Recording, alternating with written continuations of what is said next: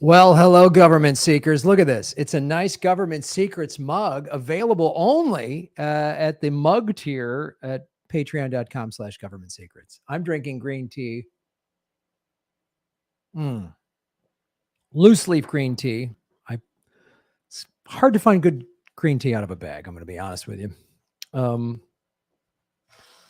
Loose leaf. This is loose leaf green tea with roasted rice that I get at this Japanese store. That's fantastic. Nobody makes green tea better than the Japanese. I will say that. They know what they're doing. We have just a fantastic show for you guys. Oh, the military leaving bombs around places. It's just, and how the weekend was a scam. We're going to get into some fun stuff. You're going to really enjoy it. So do us a favor, like, share, subscribe, put this out on your social media. We're now, we should make this announcement. We're announcing, welcome everybody. We are announcing, we are live streaming this now on Lee's Moment of Clarity YouTube channel and my YouTube channel and Rockfin. So hello. And if you're subscribing to my YouTube, make sure you subscribe to Lee's. If you're subscribing to Lee's, make sure you're subscribed to mine. That helps us out because we're being throttled immensely. I don't think Lee's been demonetized the way I have, but we've all been censored. Come on. So share this out on your social media. And of course, thank you, Zippity Day. Boom. Shave Your Knuckles for Justice. Thank you for supporting us at rockfin.com/Graham Elwood. And Lee is also on Rockfin as well. Another great reason to be a Rockfin premium member is for $10 a month, you get everybody's premium content. Mine, Lee, Abby Martin, Ron Placone, and everybody else that's on Rockfin. So check that out.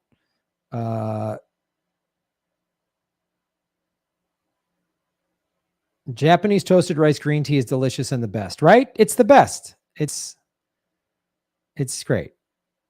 All tea is green. Nope, there's black tea. And oolong tea is black and darker. Hello from Belgrade, Serbia. Stay strong and most of all, funny as always. Thank you so much. Hello. Just popped by to say howdy. More wage slaving for a bit. Right on. And thank you, Holly Horn, our moderator. So my hair is just making all kind of weird. I can't get the Superman curl going today. I couldn't, it won't dial in. I don't know where. I got to really see. It's just spreading out too much. It's just, I don't know what the front is just spreading out too much. I don't know what's happening. I don't know. Had to get up early this morning. And see, look, right in this, if you go right there, you can see this part is kind of poofing up. I can't get it down. I don't know what it's doing. All right. Let's just blame the NSA for that. They're fucking up my hair. They don't want the Superman curl because it brings too much truth. My Superman curl brings too much truth. In 20 years, I'm just going to have this one little sliver of hair going right here like that. All right, ladies and gentlemen. Hello, ladies and gentlemen. Welcome to Government Secrets, episode 105, with the two most censored comedians in the world, Lee Camp and Graham Elwood. Bum, bum, bum, bum. We did it. Okay, here's what I got out of that opening. First of all, you said I'm not demonetized. My main channel was banned globally, all right? It is gone. 250,000 subscribers is gone. So don't tell me you're more censored. This is my backup channel that we're on. Oh, excellent point. Excellent point. Secondly, I think the Superman curl isn't making it because you've gotten a haircut, I think, since I saw you. And I think they infringed on the Superman curl. Like, you should have punched the guy when he was cutting. Well, first of all, excellent point on that. But I would never let a man cut my hair. So this is the woman did it. So I'm not. She went really short. I like it. I'm starting to go more shorter around the ears. I like that tight and crisp. I think the cut looks fine. I'm just saying, I think the Superman curl it needs a little girth to really achieve its best life, to live its best life. Yeah, it's true because you're you're on a slippery slope here, because if you leave it too long, then you get this crate, and it can be really Count Chocula, Shana Na-e, and that's I know I'm dating myself with that second reference, but the first one we all might understand. Graham, I think you're free to block the guy who's spamming everyone. Oh wow, cool. Sorry. And here's number 3 is you said that they can get the mug at the mug tier, but mug tiers is what I call when I cry over my coffee every morning. So I think we need a new name. How was breakfast? Oh, mug tears. Is that what you just sit there and just Mug tiers per usual. That's how I picture how you start your morning. You just sit there and cry, and then once you get a certain number of tears in your coffee, and you just put a little whiskey in this. That's how you take the edge off. That's how you handle the mug tears.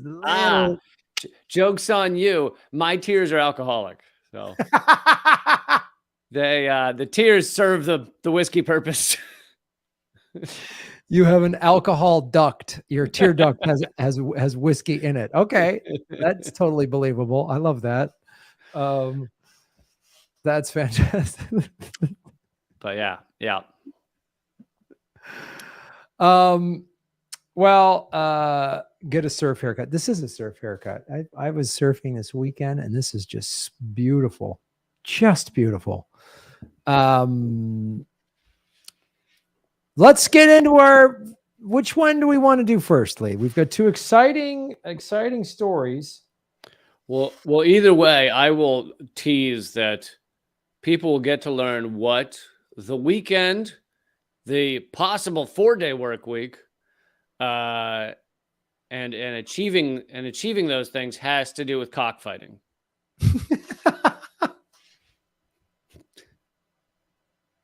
And I'll let you decide on what I mean by cockfighting.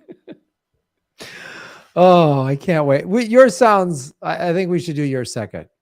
Okay. Because I think it's going to be. Or wait, is yours? No, you go first. Why don't you go first? All right. Or does it matter? So I'll get back to the movement for a 4-day work week in a minute, and what this kind of has to do with that. But we are raised and grow up without even thinking twice about the weekend. I never really thought about it as a kid.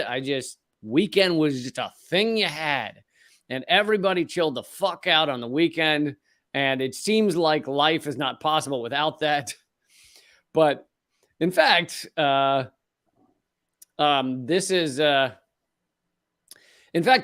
weekend took a long time to achieve, and I'll find out in a minute. But I lost the link of where I'm reading this from, so I want to let people know. But I'll get to that in a second. But anyway, throughout the 19th century, government legalization reduced working hours in factories and prescribed regular breaks. But the weekend did not simply arise from government legislation. It was shaped by a combination of campaigns. Some were led by half-day holiday movements, others by trade unions, commercial leisure companies, and employers themselves. The formation of the weekend in Britain, and a lot of this is talking about Britain, but it really aligns with the United States as well. But the formation of the weekend in Britain was a piecemeal and uneven affair that had to overcome unofficial popular traditions that punctured the working week during the 19th century. For much of the 19th century, for example, skilled artisan workers adopted their own work rhythms, as they often hired workshop space and were responsible for producing items that their buyer, for their buyer on a weekly basis. This gave rise, and I love this, to the practice of Saint Monday, which had nothing to do with religious practices. Saint Monday mimicked a religious day, a religious holiday, but it was in fact an entirely secular practice instigated by workers to provide an extended break in the working week. This is basically workers saying, yeah, it's crazy, but my religion won't let me work on Mondays. They basically just started doing it. They just said, I'm not working on Mondays. That's it. I'm done. I'm out. Because of Saint Monday. No. What choice did they have? Saint Monday demanded it. That's So excellent.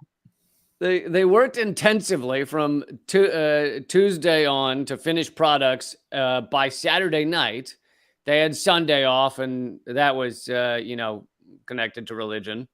And then they would also take Mondays off to recover from the Saturday where they went nuts working so hard to try and make sure they could have Sunday off. So basically, because of St. Monday, the week ended up being 5 days, but it was Sunday and Monday off. So eventually, this became such a common thing among workers that commercial leisure started to become more of a thing. Music halls, theaters, singing saloons, they staged events on Mondays because they knew people were off on Mondays, even though it wasn't anything official. It was just St. Monday. And then workers in factory systems started adopting the St. Monday, even though manufacturers consistently were opposing the practice. They said it hurt productivity. And so it continued to thrive through the 70s and 80s, 1870s and 80s. And so trade unions wanted to secure a more formalized break in the working week that did not rely on the custom of just stopping on a Monday. The creation of the weekend is still cited as a proud achievement of trade union history. And I think that's maybe even more true for the U.S. than Britain, maybe, is that trade unions were it's like the idea of the weekend predates many of the union efforts, but the unions were the ones that solidified it. Because, our government won't do anything for the workers unless they have to, which unions made them. Well, how can you say that, though? Look how hard Biden is fighting for the rail strike. The rail unions. Dude, for those following this, the rail union workers want to strike because they don't get paid sick leave, or they don't get enough of it. And so then the White House says, "Oh, we'll hammer out this deal so that there's no strike." So then they put forward a deal that the union bosses agree to, which the union bosses, first of all, are generally the wealthiest of the union members. But then on top of that, some of them, I don't know which ones, but they've been essentially captured. They were put into the top of the union to go along with the ruling class in many ways. And so they agreed to the deal, but that doesn't mean the members did. Then the members said, fuck no. And so now you have Congress, the House has already approved it, a bill saying that these unions have to take the White House negotiated deal. And apparently that was even voted for by AOC and some of the other members of the squad, Cory Booker and others. Of course. It's so, and this is just perfect Democratic Party, how they operate. We fight for the worker and the unions, and not really. And when we're in power and it comes right to our front door, we won't. And we'll downplay this. It's so, and people who continue to vote for the Democratic Party, who vote for either one of these parties, are just, I hate to break it to you. You're a sucker. You're a sucker, because this is what these two parties do. And you can't, this is, I hope they go full strike. I hope they shut down the rail system. I don't like what that'll do for average Americans, who are especially on the East Coast, who are dependent upon, but they need to get these rights. They need to get this. This country's so preposterous anyway. We should have high-speed rail coast to coast for starters. I know. And to get even deeper into what's going on right now, is the reason the rail workers feel comfortable striking right now is because worker power has shifted. Well, power has shifted to the workers over the corporate ruling class, because most people are employed. Most people that want jobs got them. And now the Fed has jumped in to shift that power back to the ruling class. They've increased interest rates, which creates a recession. So the recession will get workers fired. It's already happening. Tens of thousands fired from almost every major social media platform, and other businesses are doing the laying off right now. And so this is intended to shift the power back to the ruling class. Yeah. We're going to make it so expensive, and everyone's getting fired. So you just be thankful with the shitty job we gave you. That's what they're doing. That's what this is by design. It's by design because they're terrified at the fact that there's been over 200 Starbucks unionized. Terrified. Yep. Apple stores, Amazon, they're terrified of this, and they're like, nope. And so, there's been a lot of smaller wins that don't get much coverage. Like in certain companies, they had to agree to let people keep working from home, even though they want to, because the workers have the power right now. Yeah. And they don't want and that's why this rail strike is like, oh boy, we can't have that, because if the rail people shut down, the trains get shut down, which is not only just consumer travel, but also the goods. I mean, the rail, the nation shuts down, because that's how the energy, that's how a lot of and I'm sorry to use the euphemism energy, but the coal and all the dirty, awful shit that we need to keep the country going, that's how it gets around. Like, yeah, it all gets shut down. And then it's like, ooh, we don't want to give any other industries any ideas. We don't want anybody else to go, we'll shut this whole thing down until we get fair. And again, they're always just asking for something so fair. They're not asking for something outlandish. It's just like, can we get paid sick leave? I know. I was amazed when I was reading about it. I was amazed at how small it was that they were asking for. Yeah. I mean, I would have supported anything they want to ask for, but we get 2 live pigs a week. I would have supported that, but and you'd think the way the resistance they're getting is like they're asking for $100 an hour or something like that in a 20-hour work week or something. Like they're asking for the bare minimum. And it's always like, no way. You give them an inch, they'll take a mile. Yeah, you greedy assholes. Like, Jesus. Anyway, sorry. Weekends were formed by unions. Trade unions and workers' temperance groups. I skipped a little. In 1842, a campaign group called the Early Closing Association was formed. It lobbied government to keep Saturday afternoon free for worker leisure in return for a full day's work on Monday. So it was basically asking for the rest of Saturday to be clear, which would have created the regular weekend, and then we'd work on Mondays. Trade unions and workers' temperance groups also saw the half-day Saturday as a vehicle to advance working-class respectability. It was hoped they would shun drunkenness and brutal sports like cockfighting, which had traditionally been associated with St. Monday. But they thought that if they got rid of the Monday off thing, then the cockfighting would stop.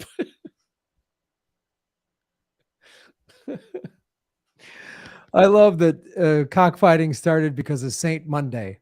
Like that's where, and if we shift the days off, these guys won't go out and drink and gamble. Yeah. I mean, if it weren't Monday off, it were Saturday, then there'd be no cockfighting, there'd be no drunkenness. Yeah. Never cockfighting on a Saturday, Lee. You know that from me. I've never had a cockfight on a Saturday. That's my rule. You did tell me you had that strict policy. Strict policy. No Saturday cockfights, Lee. I've had that sign up. That's because you're Scientologist, right? Yeah, absolutely. We always do our cockfighting on Monday. Always. Perhaps the most influential leisure activity to help forge the modern week, some people are going to like this, was the decision to stage football, aka soccer matches, on Saturday afternoon. The football craze, as it was called, took off in the 1890s, just as the new working week was beginning to take shape. So, folks, you can thank soccer for helping secure the weekend. Football and cockfights. That's how you guys got your Saturdays and Sundays off. It was like, yep. It was to facilitate football and to stop cockfights. Stop cockfighting. The adoption of the modern weekend was neither swift nor uniform, as ultimately the decision for a factory to adopt the half-day Saturday rested with the manufacturer. Campaigns for an established weekend had begun in the 1840s, but it did not gain widespread adoption for another 50 years until the 1900 or so. By the end of the 19th century, there was an irresistible pull towards marking out Saturday afternoon and Sunday as the weekend. While they had their different reasons, employers, religious groups, commercial leisure, and workers all came to see Saturday afternoon as advantageous break in the working week. So this laid the groundwork for the full 48-hour weekend as we now know it, although this was only established in the 1930s. And, I was waiting for when they'd say that this really got established in like the 1930s or 40s or 50s, because that was the time that the Soviet Union was gaining strength, which meant that the capitalist countries like America had to say, hey, we're just as good, just as strong militarily, all these things as the Soviet Union, but we also treat people as well. We'll give workers what they deserve. We'll give you, time off. We'll, all these things, Medicare, Medicaid, and New Deal and everything. And so sure enough, it was the 1930s where they were like 48-hour weekend set in stone. I mean, granted, plenty of people work on the weekend now, but yeah. And again, it's one of those things when people are sort of anti-union or whatever, they're like, I always say, the 40-hour work week is a union. The weekends are a union because of unions and all that stuff, and cockfighting, of course. But should there be a cockfighting union, Lee Camp? I'd say that yes, if formed by the cocks. So to bring this to today, right now there is a growing push for a 4-day work week. And here's a few things people should realize before they just go, that'll never happen or whatever. In tests, the 4-day work week, multiple tests have shown, or smaller studies and things have shown that not only are the workers happier, healthier, big surprise, but also productivity almost stays the same or it increases. They found very few examples where the office that cuts back to 4 days doesn't actually achieve as much or more, because they not only do people work harder because they know they've only got 4 days and then they're going to get a good break, and then on Monday they're excited and jazzed and energized. Not only that, but also offices and so many of these various jobs, they stop wasting tons of shitty time with like long, stupid meetings and stuff. They start to realize, hey, we only got 4 days to achieve what we normally would in 5. Let's not dick around for an hour in meetings. And, luckily I haven't worked in that many offices. Redacted Tonight kind of filmed in an office, but I've been at enough meetings to understand there's a lot of fucking dicking around. It's a lot of people that are pretending that they matter in an organization by just talking long-windedly about nonsense. And, people start cutting some of that out when they're only working 4 days a week. Well, I mean, that corporate structure, and I've barely ever worked in it, but it's always just like a meeting for a memo for a meeting. And then there's a meeting about the memo and then a memo for the meeting. And it's just like, and I remember a buddy of mine that is a TV producer, and he had another friend that they worked on Survivor. So it's, production where you go somewhere and you got to get this done. We have this amount of time. It's got to get done. And he then got a job in the corporate sector. And he came in and said, all right, we're going to get this and this and this. I got this plan. I've seen what you guys are doing with the budget, bam, bam, bam. And his boss called him and said, don't ever do that again. Just slow it. You're doing too much work. It was literally like, right. And they've done studies because in an 8-hour workday, people are on average doing like 3.5 hours of actual work. Right. The rest of the time they're dicking off, and everybody's just looking at their watch for Friday at 5 o'clock. Now you get rid of Friday, like you say, this has to be done by Thursday. Like the stuff gets done. And then again, a 3-day weekend, most people that have the 9 to 5, it's tough because then, Saturday is like, you got to run errands and do laundry. So you really have one day, where you get to kind of relax a little bit. And if you get a 3-day, it would make everything more productive. I think Americans would be less stressed out. Yeah. And as someone who supports workers in general, I'm all for them dicking off as much as they can. Fucking screw over corporate America. But I also know that almost all workers, when asked, prefer a 4-day work week. So if cutting out some of the dumb meetings and some of the coffee breaks so you can have 4 days instead of 5 in your wage slave job that you hate, I'm going to support that. And so the study they did was in Iceland, and then Iceland is now 86% of all workers in Iceland either are on a 4-day work week now or have the ability to request one and work out a way to have it from their company. 86%. Because it's here's the thing is like I would support a 4-day work week, and even if they were like, yeah, productivity was cut down by 1/5, I'd be like, all right, cool, let's do that. Let's cut down productivity and give people 1 day off. By the way, I should have said this. This is 4-day work week with no loss of pay. So this is 4 weeks, 4 days instead of 5 with the exact same pay that you'd have in a 5-day work week. And the studies have shown that the businesses actually gain. Well, not only that, now let's say you're just a big office building. So you have 1 day a week. We have 3 days a week now rather than 2, where you're not having a full staff running the air conditioning and the lights and all that stuff. I mean, I would assume that these office buildings would then, you're going to have lower energy costs because everybody's not packed into that office building. Not to mention, and as it was said in your study about how when they started this like days off, the leisure industry, I just thought of this as a comedian, and we've been road comics for years. This means Thursday night comedy shows are going to be bumping. They're going to be awesome.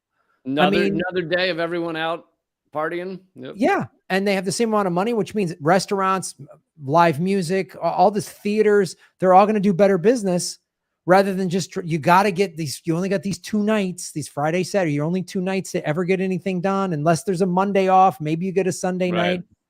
But this as a performer. I mean, we just went through this in Europe. We only performed on off nights. You don't get as many people out. For those that don't know, off nights mean generally the bad nights for the club because they're not easy nights for people to come out. So they're willing to give those nights over to people they don't know, like me and Graham. Like 2 guys they've never heard of because they've been censored. Like so that's Sunday through Thursday. And those are tough nights to draw on. Monday night, Wednesday nights, they're tough nights to draw on. I mean, that would be great. It would change our industry. And so 100 UK companies just signed up to do a 4-day work week with no loss of pay. That just happened recently. I'm telling you, I think the time has come too, because like you say, workers have more power. Plus, I think even the corporate sector has reevaluated since COVID, because I know some companies that were like, everyone's working remotely. Why do we need to spend money on this big office building and this huge overhead when we can just, oh my God. Because Redacted tonight taped in downtown DC, and in downtown DC, there was no one down there. I still had to go in and tape and stuff. So I was downtown, but there was no one down there. And it was like, 50, 70, I think 75% empty during the peak of the pandemic. But after the pandemic and everything opened up, apparently only like 25% returned. So downtown DC was still just dead with massive office buildings just empty. Sitting there. That also pisses me off on the homeless level. Like fucking give people those offices. Yeah. They don't even need to give them offices. There's enough empty apartments out there, units to house everybody 3 times over. But I hope 17 million empty living spaces in America. Wow. And that doesn't count offices. God. I hope, and anyone out there watching or listening to the show, push for this, because show them the studies, Yeah. show them people are more productive when they have less time. I mean, I just know this, myself. You ever had a day where you got one errand to run? It takes you all day to get that thing done, right? All day. You dick off, you this and that. And versus the day where you got 5 errands to run, you're boom, boom, boom. You get them all done. It's just human nature. So I like it. People should definitely start pushing for this. And And I think the only reason it's not just like a no-brainer, doesn't just happen, is because corporate America, and I guess a lot of countries, just want to have control over the workers for as long as possible. So it's Exactly. like you wouldn't be in our grasp as much.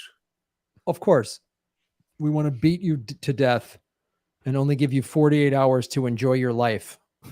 Like, because we don't want you to have a good quality of life. That's the other thing too, I think, that came out of COVID. Everybody realized one way or another how I know I've had so many conversations with people about quality of life. What's my quality of life? I know couples who were like, married with a kid or something like that. And they were both working before COVID. And then COVID hit and they liked staying home with their kid. And then their job came back and they're like, I'm going to just quit. One of the parents decides I'm going to just stay home because I'd rather be home with my kid because that's more important to me, raising my kid, and if we can work remotely, like I know so many people who moved, like if I'm working remotely, why do I need to live in this big expensive city or whatever? I want to be more out in the country. Well, and to think about quality of life, you have to think about meaning of life. Yes. And most Americans don't pause for 3 seconds to ever ponder that. You can't, because you're on this treadmill. You're running for your life to pay your bills so you don't starve to death. And then COVID forced everybody, especially Americans, to go, what's important in my life? I think other countries are better at this, of like meaning of, you talk to Europeans, they're not all talking about their jobs. They're talking about, Yeah. And in many countries, that the common US question, if you've just started talking to someone and you don't know what to talk about, you're just meeting them, you say, what do you do? And in other countries, they wouldn't even understand what you were asking. Like, they'd be like, you mean like what do I enjoy doing, or what do I like? Yeah. And I've tried switching it to not feed into this. I've tried switching it to what's your passion. But I find in the United States, you say that to people and they look at you like you just offended them. Like, how dare you think I have a passion? Yeah. And they're just like, I mean, I've said like, what do you mean passion? I just survive. I survive and I buy shit. Well, they get offended. Like, I can't afford a passion. I can't afford that. Sorry. Like it's can't even afford I remember passion fruit. Like, just being a comedian, because we're guys who chose to do what we love. Right. And for me, I have a purpose. I want to have a life of purpose. I want to have a life where I'm educating and entertaining people, not just making them laugh like a birthday clown. And there's nothing wrong with birthday clowns, but I personally want my comedy like this show. This is a comedy show, but we're trying to inform people. We're trying to like, I'm going to go edgy and say there's something wrong with birthday clowns. Lee Camp is anti-birthday clown. But I remember dating somebody who had like a regular job. And after a while, they would get mad at me because they're like, what are you doing today? I'm like, well, I'm going to, I got some email, I got to do some work, and I'm going to go surfing. And then, and they're like, what? That's not work, Graham, like emailing comedy clubs. And that's not what I go. And they'd be pissed off that on a Thursday afternoon, I could just duck out for 2 hours and surf and then come back and make some more phone calls and book flights for my shows or whatever. And they were pissed at that. And I was like, I chose this life. I created this. And they just said, got to get a job. You got to get a job you hate. Well, but I also acknowledge yes, you and I both worked very hard to get to a point where we're able to make this our lives. But at the same time, I'll just speak for myself. I know I came from immense privilege simply in the fact that I'm a white man in American society. And then there were also plenty of lucky moments in my comedy career allowing me to get to this place. So it's like, it's a combination of hard work and just fucking stupid luck. So for people that didn't get the stupid luck, I feel for them too. I don't like I hate it drives me nuts when a right winger is just like, they need to fucking work hard and then they'd be able to do whatever they want. Yeah, that's not true for everybody. No, it's not. They didn't just get lucked into this thing. They weren't born into just even the privilege of being born middle class and having access to decent schools and jobs. That's a privilege, living in America. I mean, I joke about this in my act. I'm lucky I live in a country where stand-up comic is a job.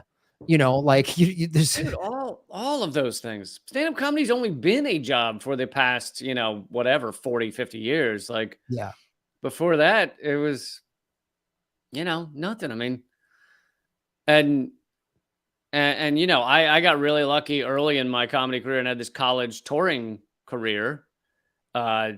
Multiple lucky things had happened for that to fall into place. But most comedians that are starting out, the first 10 years is they do it at night while they're working at that job they hate.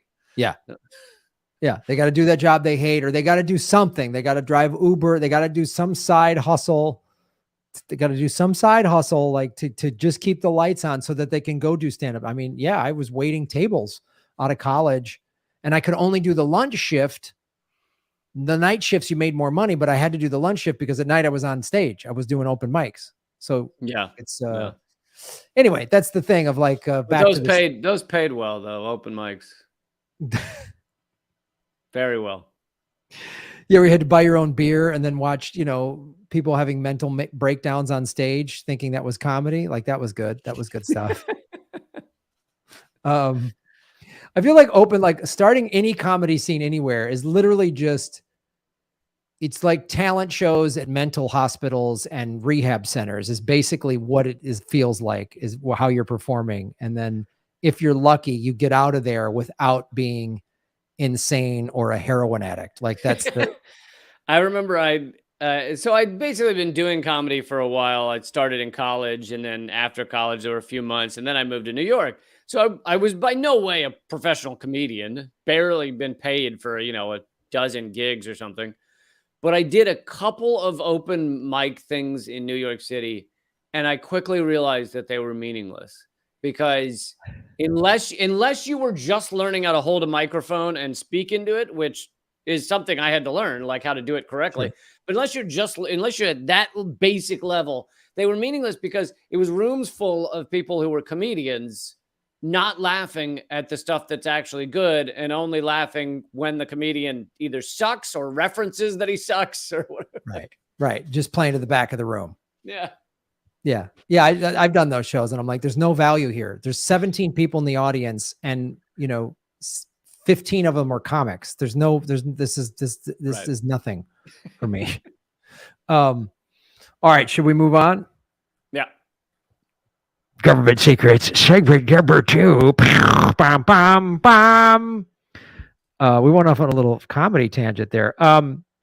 I've been spending a fair amount of time. I spent a fair amount of time in Hawaii. I'm going to be back in LA full time soon. And we've done last year, I think we talked about the 1893 Bayonet Constitution, where the U.S. military just stole the Kingdom of Hawaii.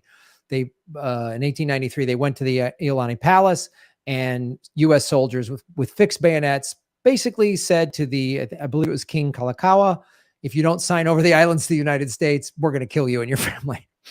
Yeah, it was the horse head in the bed scenario. Yeah. Yes, it very much was. It very much was. We're making you an offer you can't refuse. What's an animal that's indigenous to Hawaii? Like a dolphin head or something like that. Dolphin head in the bed, yeah. Turtle head in the bed. It's so there is a long-standing sort of distrust and between Hawaiians and the U.S. government. Now, it should be noted. So what we're going to talk about here is how the military pledged to remove unexploded bombs from the island. And they keep saying they're going to do this. Native Hawaiians are still waiting. So there's a bunch of unexploded bombs on the island. And before we get into the specifics of this, I should give people an update about what has been happening on this island. Abby Martin and Mike Preisner covered this. So a year ago, literally, I think Thanksgiving Day a year ago, people in the Red Hill district of Oahu, which is near Pearl Harbor, and it's a neighborhood that a lot of military families live in and local Hawaiians, and it gets its water from the Navy. And the Navy, back in World War II, so after Pearl Harbor, built these huge underground fuel tanks to store jet fuel for the war.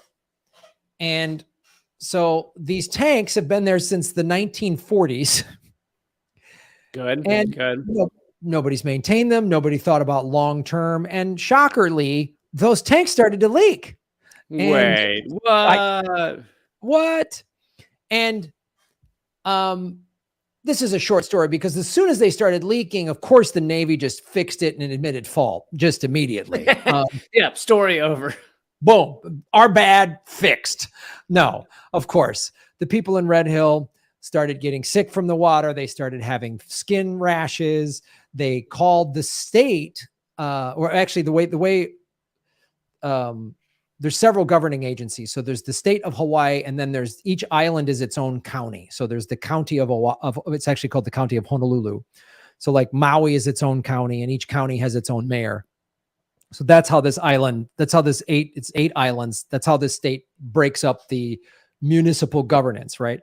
So they called, I believe it was a state agency and a county agency. The people started complaining.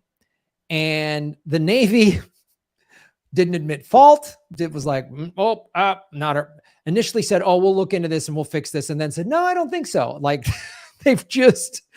the Navy has. Well, you know what it is? The military in general just doesn't have a lot of money. They're a little tight. Belt's a little tight right now.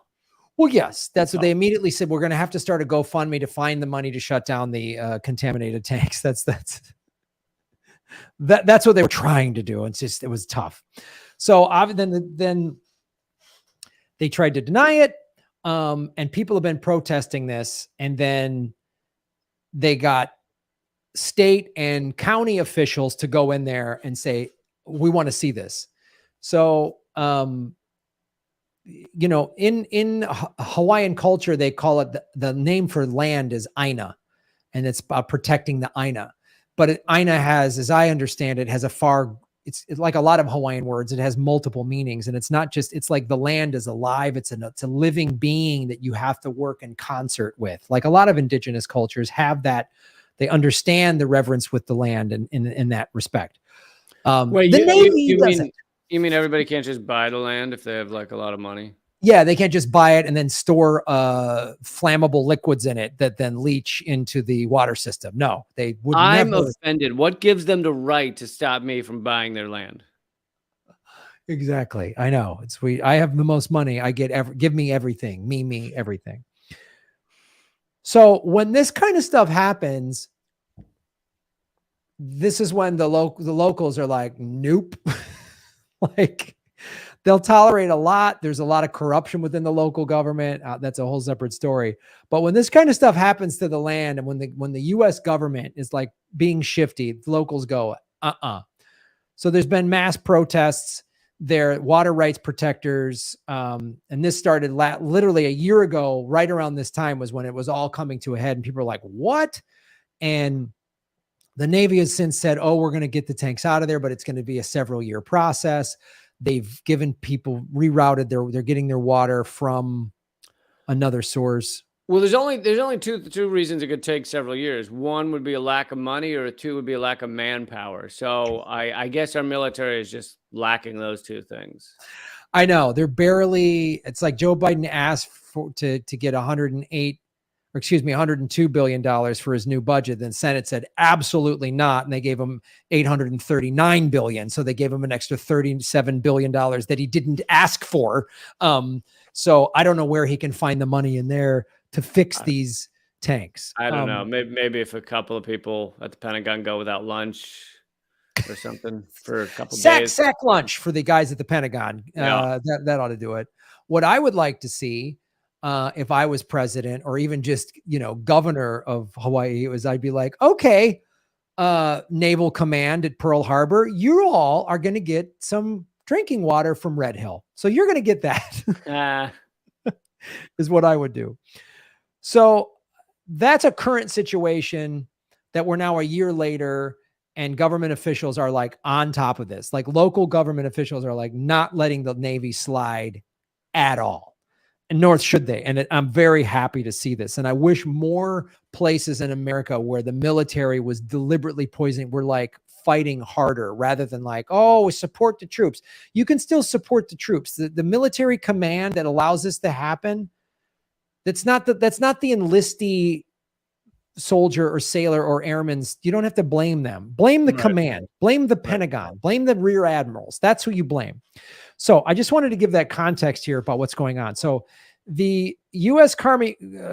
Army Corps of Engineers, which is leading the redemption effort, has been plagued by, this is going to shock you again, Lee Camp, shoddy work and multiple regulatory disputes, according to investigation by the Honolulu Star-Advisor and ProPublica. Yeah, because if there's something the military cares a lot about, it's regulatory issues. Oh, they love it. They love outside regulation. They're like the police. The police are like, we need more civilian oversight. They're the same way. Right. And then when the civilian oversight is there, then they totally listen to it. Totally. And they don't hide stuff from them. They don't try to muscle them out of there. No, they're always like, please help us. We want to be better. We don't want to just protect our power. We want to be respected by the public. Things they've never said. So sort of the history of this. First of all, because of after Pearl Harbor, a lot of these islands were used for bombing and testing. So there's one island, Ko'olave, I believe. First of all, it was a leper colony in the 1800s, but then they bombed the crap out of it during World War II to test stuff. So while there were lepers there? Hopefully not, but you never know. The military might be like, hey guys, got to get some live targets, They're like, they're already missing limbs, so people won't know. It won't matter. So there's literally on many of these islands, I don't know all of them, but many of these islands, there's unexploded bombs, unexploded ordnance on these islands. And locals are like, hey, can we get rid of these? And the military is like, oh boy, that's not my department or whatever, So here's one of the things that was on on Hawaii's, the Big Island, which is called Hawaii, but it's also geographically the biggest island. So everybody calls it the Big Island. And there was a person that lived in a tin roof shack on the outer reaches of the Big Island. It had no running water, no electricity, but it provided shelter for this man, Lulu Ross, as she raised, a woman, as she raised sheep and grew crops on land that her Native Hawaiian ancestors once called home. And it had beautiful views and all that of the mountain Mauna Kea. Again, that was the thing that was disputed several years ago because they wanted to put another, what was it? A telescope on Mauna Kea. And it was, again, ancestral lands. And they already have like 5 telescopes up there. And this is the thing locals and Jason Momoa was a part of. So this, like, Hawaiians have just no tolerance for this. Just come take our lands and put some government crap on it. They just, and nor should they. So the challenge is, so she lives under these conditions. In 2014, this woman secured a loan under a special program funded by the U.S. Department of Housing and Urban Development to help Native Hawaiians build or purchase homes on Native land. An architect created drawings for the 2-bedroom, 1-bathroom house, complete with energy-efficient appliances, covered lanai, and she even got to pick the location for her home. Within months, though, her plan collapsed. Ross learned in a phone call from her builder that HUD had imposed a freeze on federal housing funds throughout the region. As it turned out, her property had been part of the Waikoloa Maneuver Area, a 185,000 acre site that was used by the U.S. military for live fire training in the 1940s. Troops had fired an unknown number of grenades, mortars, and other munitions that failed to explode, and many of the potential deadly weapons remained hidden beneath years of soil and vegetation. Federal authorities wanted to ensure the land was safe to use. So this person applied for a grant to get federal funding to get just a decent house built on her native ancestral land.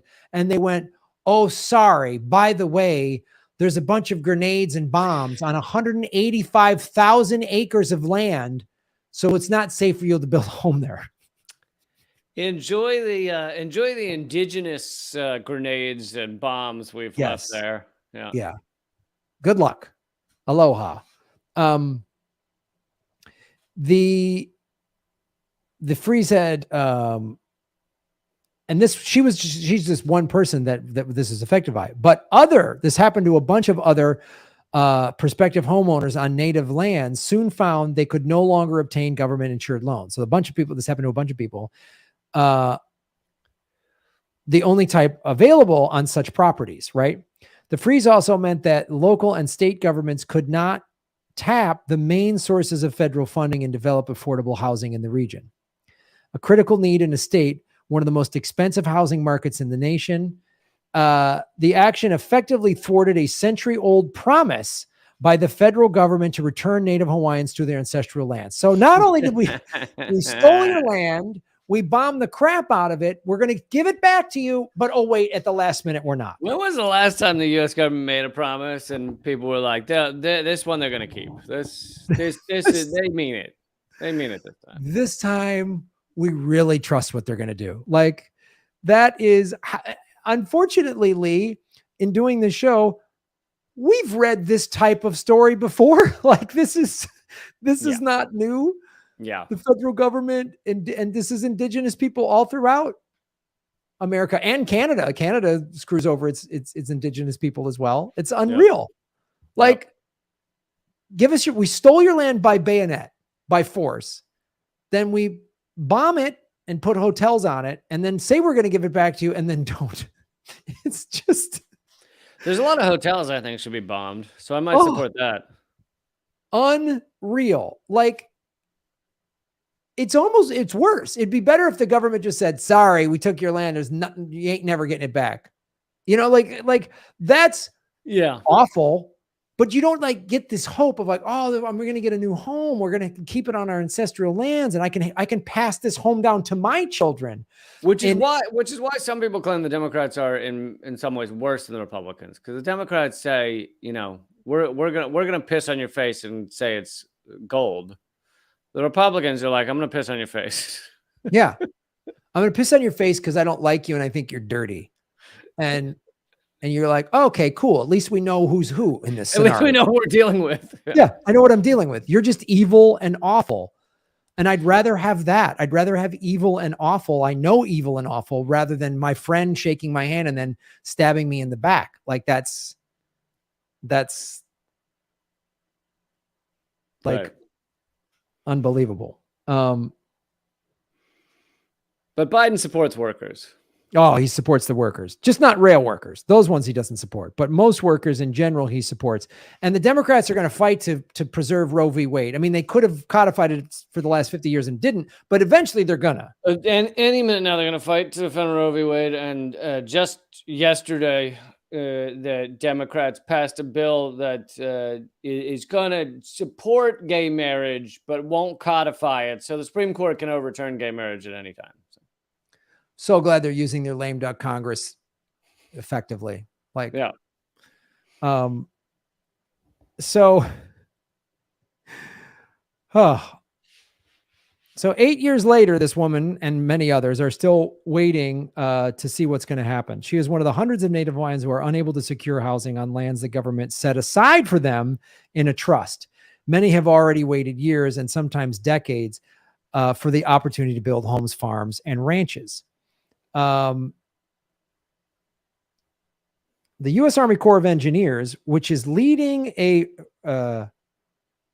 remediation effort, has been plagued by shoddy work and multiple regulatory disputes. I said at the beginning, according to an investigation by the Honolulu Star Advisor, right? So in one case, after the state regulators raised concerns, the Corps rebid a contract to assess the UXO risk on the which is unexploded ordnance, on the largest native parcel in the region, prolonging a process that is years behind schedule. So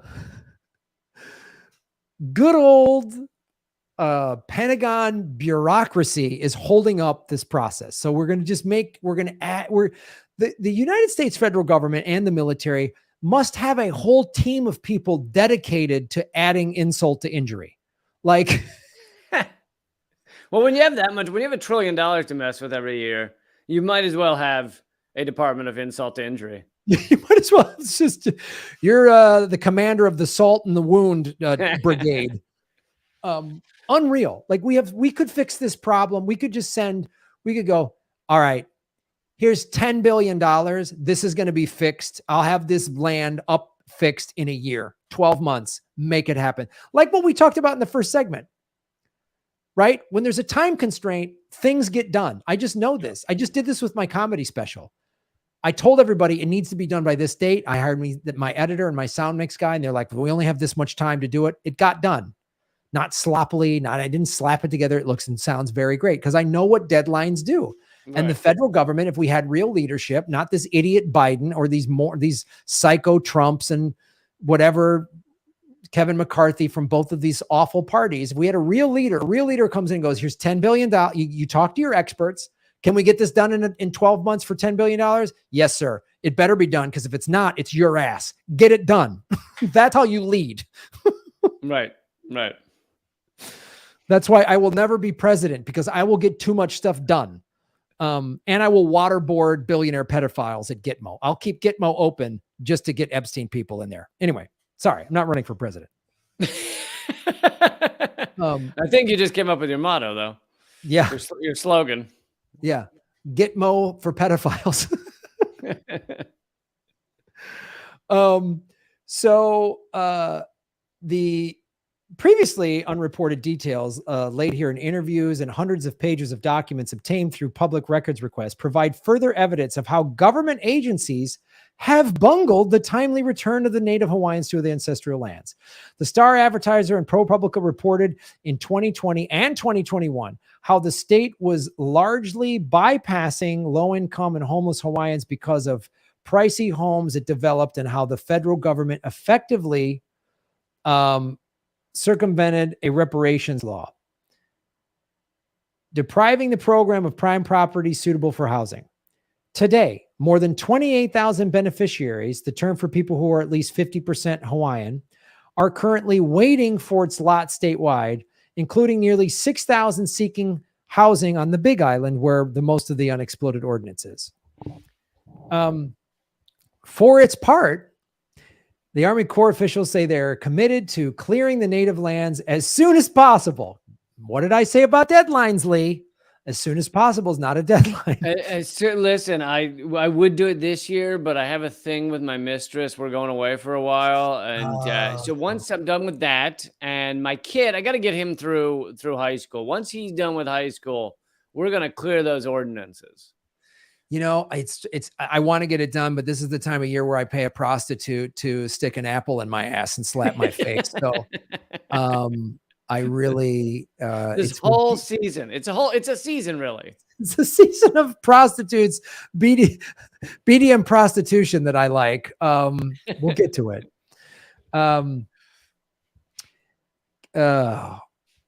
This is keep in mind, we're trying to help, said Lauren Zulek, who until recently served as the Corps program manager in Waikoloa in an interview, but he added, our driving factor is to clean up contamination and protect human health and the environment. All right. I know I've said it before, but I'm sticking with this one. He just said the motto for America. We're trying to help. Please, can we please make an American flag that just says that on the top? Yes. We're trying to help. And paint that on every bomb and drill and just fracking, you know, we're here to help. Just smash, blow up. Look, we are trying to help. It may not seem it, but we're trying to help. We're trying to help. And I can't put it all on this mid-level officer who this is, again, what big corporations, this is what police departments, this is what the military does. Right. It's always like that. It's the bad apple. It's they put it all on some the bad apple that he paid the prostitute to stick up his ass. Stick up his ass. That's the bad apple. And everybody's eyes light up. Oh, we're gonna get another bad apple this weekend. You know, that's but that's the thing. It's like, oh, we found the one bad cop that was on the take. He was a mid-level cop on the take. It was this captain, right. You know what I mean? Right. No, it came from up top. Up top could fix this. This one officer on the Big Island, I'm not saying they're good or bad. I'm saying up top could come in. If you're a leader, Right. you know, if I owned a big office building, a 30, 40 story office building worth billions of dollars, and there was shit happening in the mailroom down low, they were doing drugs and meth lab. Graham Elwood, would go down there, arrest everybody, and say, I'm sorry, this is on my watch. This should not have happened. And I would implement everything possible to fucking fix it. I wouldn't just go, hey, assistant manager, go down there and see what's happening with that meth lab in the room. I'm going to be on a helicopter to the Hamptons because I got an Apple thing I got to take care of. If the U.S. spent as much time, effort, money into fixing Hawaii and the problems as they spend in like destroying Syria, they could do it overnight. Like America, imagine, Lee, if we took our military budget, if we cut it in half, its current budget, $839 billion will be the new budget for 2023. If we cut that in half, that is $19 billion a year. First of all, we'll still be outspending China by $200 billion. They spend about $200 billion a year. So we'll still be outspending China. Everyone's worried they're going to attack us. They're never going to attack us. They're going to crush us economically and send us fentanyl, and they will do it and die. So we could take that extra $200 billion a year and go, we're fixing everything on our homelands. Hawaii gets fixed. Camp Lejeune, Flint, done. Fix it. And literally all of our infrastructure. All of our infrastructure. And I'll say in 5 years, we will be number one in infrastructure and number one in green energy and clean lands. Number one. I could say that to you in 2 years. Guarantee it. I'll give you another way we could do it. They say that so many of these wars, the war on terror and everything, is to protect America and Americans and everything. What if we took, the estimate is it would take $30 billion to end world hunger for the year. So $30 billion a year. So what if we took $30 billion a year out of the defense budget and ended world hunger every year? Yeah. I think that would probably help the security of America more than anything else, because people in other countries don't want to bomb the country that ended world hunger. They want to bomb the country that fucking destroyed their country. Dude, that's such a great example. What if we just spread peace everywhere? I'll give you an example in the World Cup. So I've been watching the World Cup. We just played Iran and we won and we advanced and Iran got sent home. In the streets, Iranian soccer fans were partying with American fans saying, we love Americans. We don't have a problem with you guys. Like the whole world would love us. I know so many people that have met America. They're like, American people, you guys are so nice. Some of you are dumb, but like. Yeah, it was the same in Cuba. When I went to Cuba, it's like in other countries that both Cuba and other countries I've heard people talking about and things like that. People differentiate between the leadership, the asshole leadership of a country, and the people. The U.S. is the one that it seems is told to believe that every Russian is Vladimir Putin. Every Iranian, including Iranian babies, are the leadership of Iran. Like, dude, I've had arguments with college educated liberals, but when I came back from Russia, I remember talking about, the same thing. I've been to Russia and China, our big enemies that want to take our freedoms. I was treated so well in both those countries. I've performed in both those countries. The Russian and Chinese people were so nice to me. They were so amazingly nice to me. Like, and they didn't hate me. And I came back and I remember, and this like LA comedian, college educated, very smart guy, talks about science in his act, very heady. Was like, and I was talking on this podcast, I was like, man, we're having such a great time in Russia. He goes, did you ask them why they hacked our elections? I said, the Russian people hacked our elections. I was like, you're out of your mind. Yeah. Do you want, what if somebody said, oh, hey, American comedian, why are you letting 377,000 Yemeni people die? Is that on you? Yeah. Like, it's why did you do that? Answer for your actions. Answer for your actions. It's like, No, I mean, And also this fact that Russia didn't hack our election. So it's both. right. Russia, Putin didn't prevent Hillary's motorcade from campaigning in Wisconsin and Michigan and Pennsylvania. She could have gone there on her own volition and chose not to. But it's just like, yeah, America could be leading the world. The whole world would love us because we would be this benevolent person this benevolent country that is taking our money and our resources and our technology and our brain power and spreading it around the world to save the world. And everyone would love us. They would love us. We wouldn't have everyone by the throat, Graham. Yes. Everything's got to be done with people gasping for air. Yes. You don't want them gasping for air because they're hugging you because they love you so much. You want them you want to just subjugate them because you're a psycho. Like, yeah. So, all right. I think we should wrap this up before we get too angry. I think we should wrap this up too. So I'm sure the Army Corps, moral of the story, I'm sure the Army Corps of Engineers is going to fix this problem and Hawaiians are going to get their land. I'm sure. Yep. But the one thing that I do have faith in is actually the Hawaiian people and the local media here and actually holding the government to the fire and not letting go on this. This is the one thing I give them credit for here. They're not letting go of the Red Hill thing. They're not letting go of this. And Hawaiian people are just not going to let it go, which that's awesome. And I wish them the biggest amount of success in this. Yeah, absolutely. So, we've been getting some super chats, which I haven't seen that in almost 2 years because of your YouTube is getting, it's a wonderful sight to see. Oh, cool. There you go. I will send you your cut. No, you don't do that. Keep it. Cause I get some on Rockfin. So it's fair. Whatever. It's all good. Graham lost weight. Yes. I've been doing intermittent fasting. It's really amazing. Keeps you lean. Lee, where can people watch and follow you and enjoy all of your stuff? People can join my locals page at leecamp.net, and they can also find all my stuff at leecamp.com. I have a new episode of The Most Censored News came out this week. The truth, the reality about Syria and what the U.S. is doing to them, and why we're doing it. And that's all at, you can find it at leecamp.com and leecamp.net.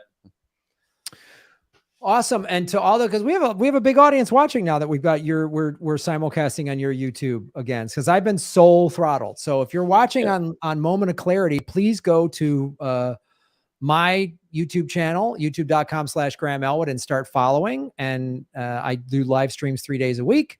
And then also I have another YouTube channel that's really small right now. It's only a couple hundred subscribers, but I'm trying to build it up, called Graham Elwood Clips, where I take clips from this show, clips from my show, Political Vigilante, and my stand-up clips, and I put them out there. And then, of course, you can follow everything that I'm doing at grahamelwood.com. And we waited too long to say this, but we're going over to do another segment at patreon.com/government secrets. So for anybody who signs up over there, we do an extra segment every week. So come on over. Do it. Go to right now. We're going to be there in like 2 minutes. So go to Government Secrets, patreon.com/government secrets. It's scrolling below if you're watching. And then if you're listening, like, share, subscribe, give us a positive review on Apple, iTunes, Spotify, wherever you're watching this, all those free ways to give us the analytics and help the show. So we appreciate it. I've got Government Secrets on Cuba's revolution, on cannabis, on the protest against the World Trade Organization. That'll be on Patreon right now. Oh, if you want to hear about that, folks, go to patreon.com/government secrets. This has been Government Secrets, episode 105 with Lee Camp and Graham Elwood. Bombs and cockfighting. See you over there, man. All right, buddy. Thanks, everyone.